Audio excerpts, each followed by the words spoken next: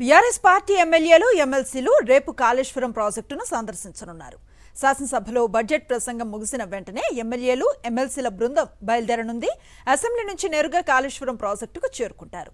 మొదట ఎల్ఎండి రిజర్వాయర్ను సందర్శిస్తారు. రాత్రికి రామగుండంలో బస చేసి ఎల్లుండి ఉదయం 10 గంటలకు కన్నెపల్లి పంప్ హౌస్ను సందర్శిస్తారు. అనంతరం అక్కడి నుంచి బయలుదేరి 11 గంటలకు మేడిగడ్డకు చేరుకుని ప్రాజెక్టును పరిశీలిస్తారు.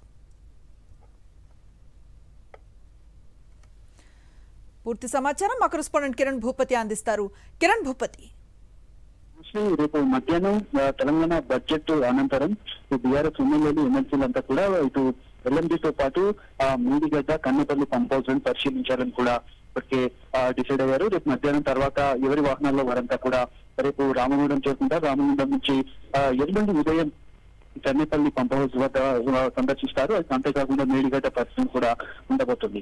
మధ్యకాలంలో కాళేశ్వరం ప్రాజెక్టు మొత్తం కొట్టుకుపోయింది. అది ఇదంతా కూడా చేసినటువంటి కాంగ్రెస్ ప్రభుత్వ ప్రచారానికి సంబంధించి దాన్ని ఉండబెట్టేందుకు ఈ మధ్యకాలంలో భారీగా వర్షాలు కురుస్తున్నాయి. అక్కడ ఉన్న ఈ పరిస్థితులను కూడా వివరించేందుకు బీఆర్ఎస్ ఎమ్మెల్సీలు ఎమ్మెల్యేల బృందం అంతా కూడా పర్యటనకు చేరుకోబోతా ఉన్నారు. దీనికి సంబంధించినటువంటి ఏర్పాట్లు కూడా చేసినటువంటి బీఆర్ఎస్ పార్టీ అక్కడ ఉన్నటువంటి వాస్తవ పరిస్థితులను కావచ్చు, అంతేకాకుండా నీళ్లు వస్తున్నప్పటికీ కూడా మోటార్లను ఆన్ చేయకుండా అటు కొండపోచమ్మ సాగర్ కావచ్చు, రంగనాథ సాగర్ కావచ్చు, అంతేకాకుండా ఎల్ఎండికి సంబంధించినటువంటి చెరువులు ఏవైతే ఉన్నాయో వాటన్నిటి కూడా పూర్తి స్థాయిలో మోటార్ల ద్వారా లిఫ్ట్ చేయాలి, నీళ్లు రైతాంగానికి అందించాలనే లక్ష్యంతో పూర్తిగా వీళ్ళంతా కూడా నిరసన కూడా చెప్పేటువంటి అవకాశం అయితే కనబడుతుంది. ప్రధానంగా రేపు మధ్యాహ్నం తర్వాత 2 రోజుల పాటు అంటే రేపు మధ్యాహ్నం బడ్జెట్ తర్వాత ఇక్కడ నుంచి నేరుగా వెళ్తారు. ఎల్లుండి పూర్తిగా కన్నెపల్లి కావచ్చు, మేడిగడ్డ పర్యటన కూడా ఉండబోతుంది. రేపు మధ్యాహ్నం తర్వాత వీళ్ళంతా కూడా అక్కడికి వెళ్ళినటువంటి పరిస్థితుల నేపథ్యంలో ఉన్నటువంటి నీళ్లను కూడా లిఫ్ట్ చేసేటువంటి సామర్థ్యం ఉన్న కాంగ్రెస్ ప్రభుత్వం చేయట్లేదు. దానిపైన కూడా పెద్ద ఎత్తున పోరాటం చేయాలని కూడా ఇప్పటికీ